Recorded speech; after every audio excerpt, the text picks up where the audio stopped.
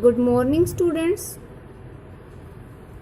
We have completed lesson 2nd and today we are going to solve the textual question answers of this lesson. Question number 1 is, the enclosure in which Kari lived had a thatched roof that lay on thick tree stumps. Examine the illustration of Kari's pavilion on page 8 and say why it was built that way. इसका meaning है कि जिस बाड़े में कारी रहता था उस बाड़े की जो छत थी वो घास फूस से बनी हुई थी और उस पे पेड़ के मोटे जो सूखे तने थे, ठूंठ जिसको कहते हैं, उनके ऊपर टिकी हुई थी ये छत। पेज नंबर 8 पर कारी का जो पवेलियन है उसके बारे में एग्जामिन करके ये बताइए कि इसका निर्माण कैसे किया गया था। Answer is the test roof, test यानी कि घास फूस की छत, ऑफ कारीज पवेलियन, कारी के तंबू की, rested on thick tree stumps, वो मोटे पेड़ के मोटे तने पर टिकी हुई थी, सो दैट, ताकि, it could not fall in, ताकि वो अंदर ना गिर जाए यानी कि नीचे ना आ जाए, when Kari bumped against the poles as he moved about, जब कारी पोल यानी कि उसके जो पोल लगे हुए थे, खंबे लगे हुए थे, उनसे टकराए इधर उधर घूमते हुए, तो वो नीचे ना गिर जाए, इसलिए वो पेड़ के तने से, मोटे तने से बनी हुई थी। क्वेश्चन नंबर 2, डिड कारी enjoy his morning bath in the river, क्या कारी मॉर्निंग बाथ को नदी में एंजॉय करता था यानी कि खुश होता था वो। Give a reason for your answer.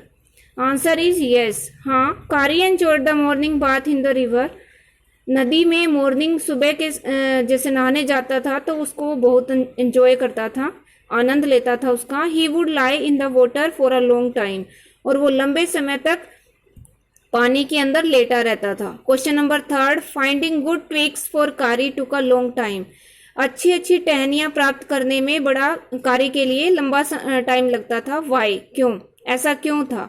The author had to climb all kinds of trees, लेखक को सभी प्रकार के पेड़ों पर चढ़ना पड़ता था। To get the most delicate and tender twigs, delicate means कोमल, टेंडर मीन्स नरम, सबसे ज्यादा कोमल और नरम टहनियां प्राप्त करने के लिए लेखक को बहुत अलग अलग प्रकार के पेड़ों पर चढ़ना पड़ता था। It took a long time, और उसको इसमें लंबा टाइम लगता था। क्वेश्चन नंबर 4, वाई डिड कारी push his friend into the stream, कारी ने अपने फ्रेंड को स्ट्रीम में क्यों पुश कर दिया, धक्का दे दिया, मतलब नदी में क्यों धक्का दे दिया। A boy was drowning in the stream, नदी में एक लड़का डूब रहा था। Kari alone could not save his life, Kari अकेला उसके जीवन को नहीं बचा सकता था। So he pushed his friend into the stream, इसलिए उसने अपने फ्रेंड को नदी में धक्का दे दिया। Question number 5, Kari was like a baby, what are the main points of comparison, Kari जो था वो एक बच्चे की तरह था और इसके कंपैरिजन के यानी कि तुलना के मुख्य पॉइंट्स क्या हैं, यानी कि एक बेबी में और एलिफेंट में कैसे तुलना की जा सकती है, उसके मेन पॉइंट्स आपको बताने हैं। Answer is Kari was like a baby, he had to be train to be good, उसको प्रशिक्षित किया जाना था अच्छा बनने के लिए। He was to be scolded when he was naughty, और जब वो शरारती होता था तो उसको डांटना भी पड़ता था। He stole fruit like a baby, और एक बच्चे की तरह वो फ्रूट यानी कि फल चुरा लेता था। एंड एट देम अप, और उनको खा लेता था।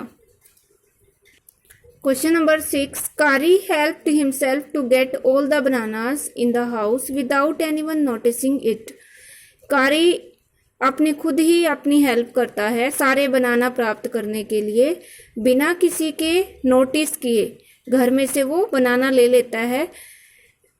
How did he do it, वह ये कैसे करता है। Answer is the bananas were placed in a big plate on the table near the window, सारे केले जो थे वो विंडो के पास एक टेबल पर बड़ी सी प्लेट में रखे हुए थे।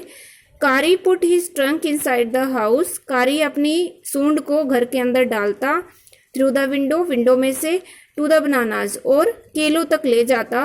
And disappeared with all the bananas, और सारे केलों के साथ फिर गायब हो जाता। Question number 7, Kari learned the commands to sit and to walk.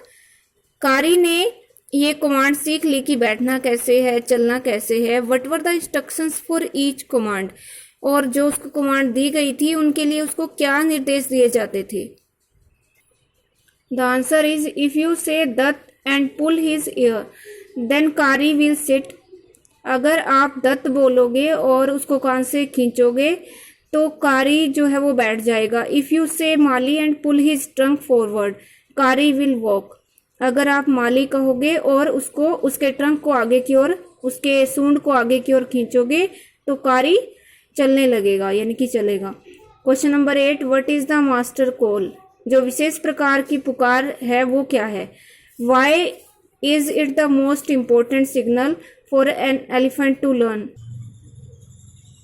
यह हाथी के लिए सीखने का सबसे इम्पोर्टेंट सिग्नल यानी कि सबसे महत्वपूर्ण संकेत क्यों है। Answer is the master call is a strange hissing.